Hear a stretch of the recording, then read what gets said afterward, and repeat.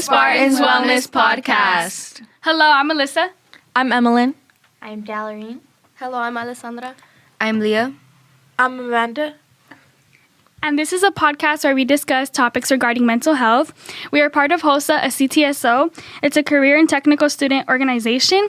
It's an opportunity for students to be exposed to healthcare. And welcome to our podcast.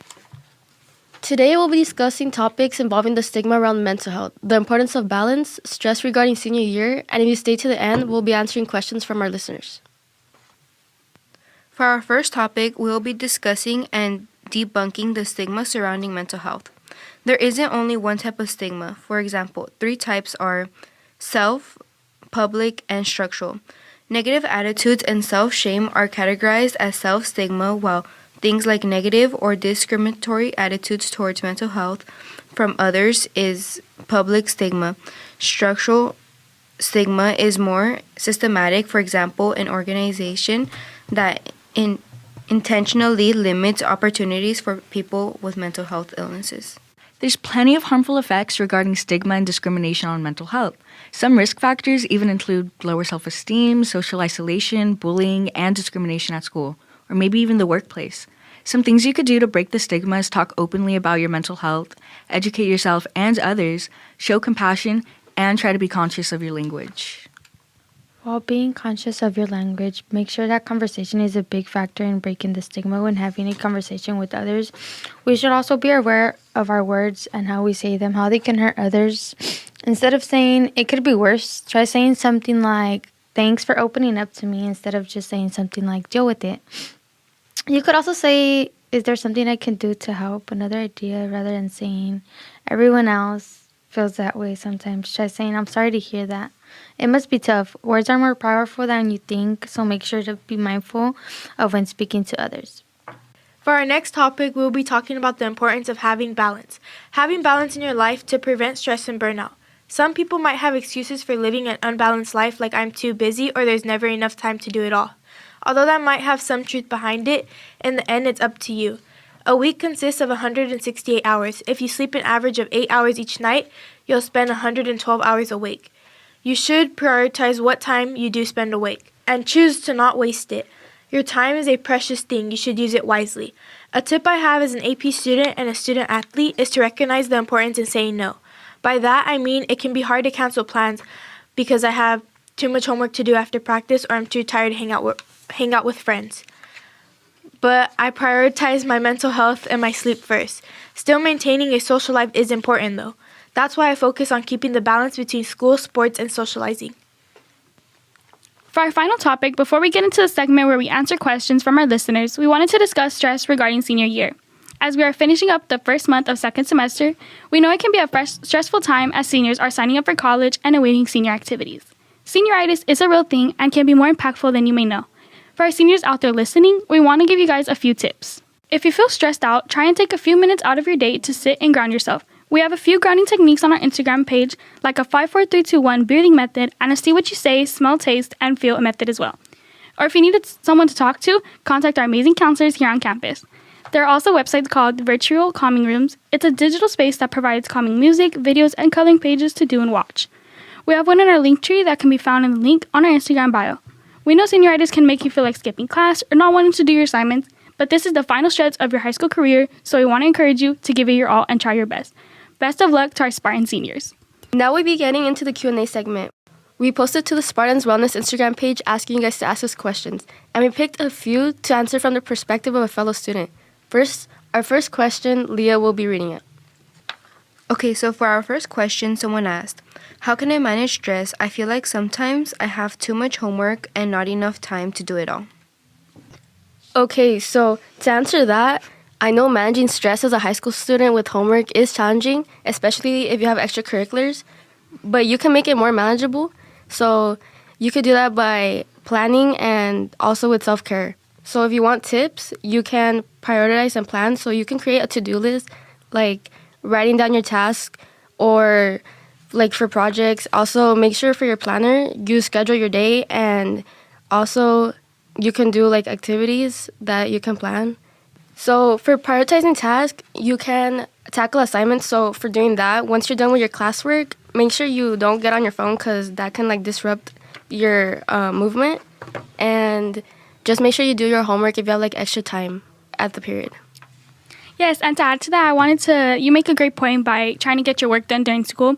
I try to do that as much as I can. I know we have like a 26-minute advisory period, and anytime I have homework given to me at school that I can do in my time at school, I try to do that in the 10-15 minutes before the period ends. I really try and lock in because I try to have as little as homework as possible to do at home because my home time is for me and my self-care. So I think prioritizing your school time is a great tip. Another person asked, how can I support a friend going through a hard time? You can support a friend just by listening to them, really. If they need their space, go ahead and give them their space. Personally, I know I like my space when I go through that. And honestly, if they need a vent, go ahead and let them vent. If they need to talk for a few hours, just be there and support them. We learned a lot of these tips at BeThereCertificate.org, where we're all certified.